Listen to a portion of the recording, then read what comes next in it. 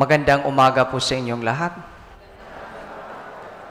Tamang-tama, mayroon po tayong doktor sa harapan. Ngayong araw, ang ating ebanghelyo ay tungkol sa pagtutuli kay Juan Bautista at pagpapangalan sa kanya.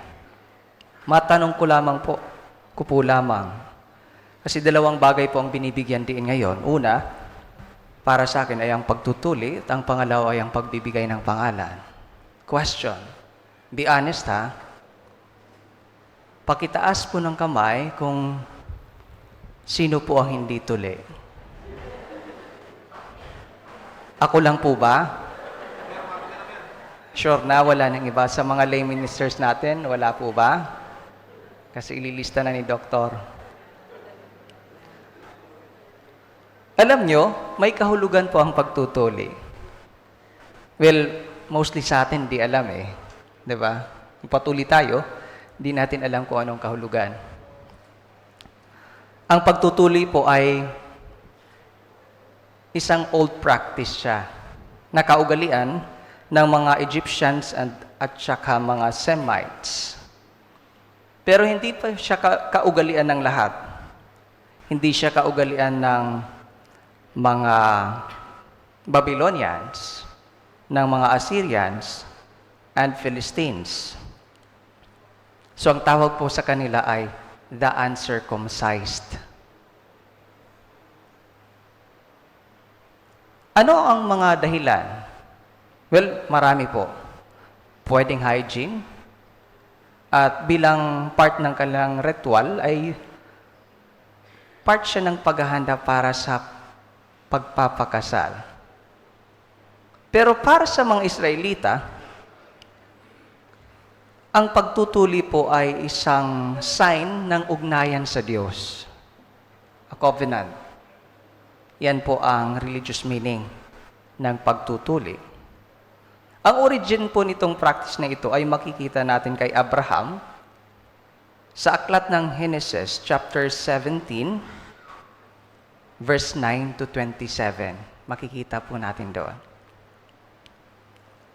Ang pagtutuli noon ay hindi naman talaga sa bata. Later on na lang na-transfer sa mga baby na practice.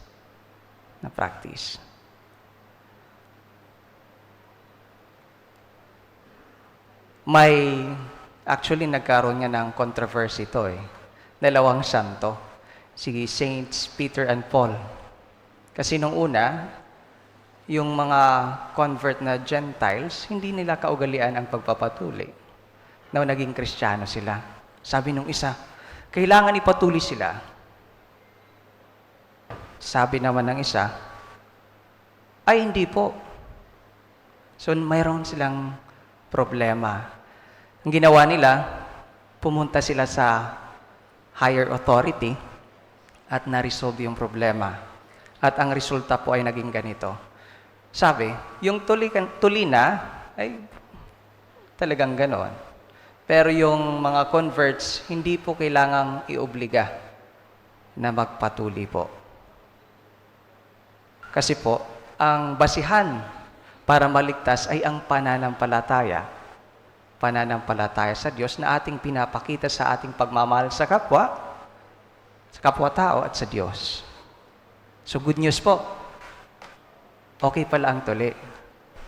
So, maliligtas po kayo pag hindi po kayo tuli. Tuli man kayo o hindi, pwede pong maligtas. So, yan po ang meaning ng pagtutuli. Secondly, pagpapangalan sa bata. Mahalaga po ito. Kasi alam ko maraming papabinyag December, di ba? Ang pangalan ko ay Giovanni. Siguro Italian na pangalan. Pango nga lang. Di ba? Pango ang ilong na Italian na pangalan.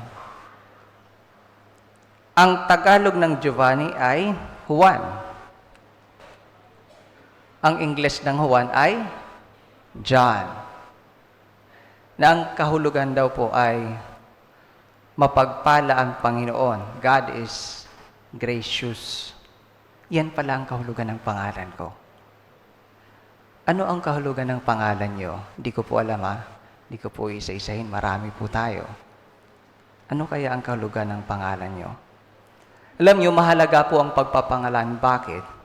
Sa ating mga Kristiyano, sa simbahan, ini-encourage tayo na ang mga bata natin ay ipangalan natin sa mga santo, Christian names. Bakit? Una, dahil ang santo, para ang santo ay ang maging role model nila sa buhay. Halimbawa, si San Juan Bautista. Si Saint John the Baptist is a model of humility and truthfulness. Di ba? Nung tinanong siya, ikaw ba ang Panginoon? Ano sabi niya? Hindi po ako. Hindi siya credit grabber. Siya po, tinuro niya. He was humble. Tapos, nung makita niya si Herod na makasalanan, sabi niya sa kapatid niya, kay Herod, sabi niya, "It is not right for you to live with your brother's wife." A model of truthfulness. So kung ang bata ay ipangangalan natin kay Juan Bautista, ito ang modelo niya, magiging modelo niya sa buhay. Pangalawa, para ang bata po ay mayroong intercessor. Ang mga saints po natin ay nagdadasal daw po sa atin. So kung ipapangalan po natin ang mga bata natin sa ating mga saints, mayroon pong magdadasal sa kanila, para sa kanila. Ano po ang pangalan ninyo? Ano pong kahulugan? Hindi ko po alam.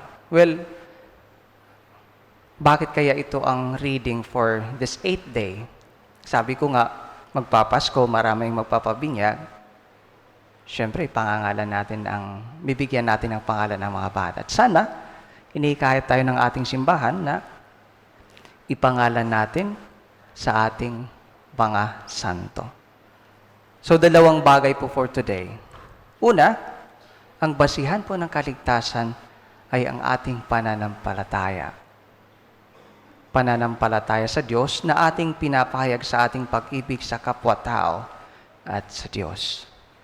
Pangalawa, ang simbahan po, tayo po ay pinapaalalahanan na sana ang mga bata natin, anak natin, ay ating ipangalan o bigyan ng pangalang Kristiyano.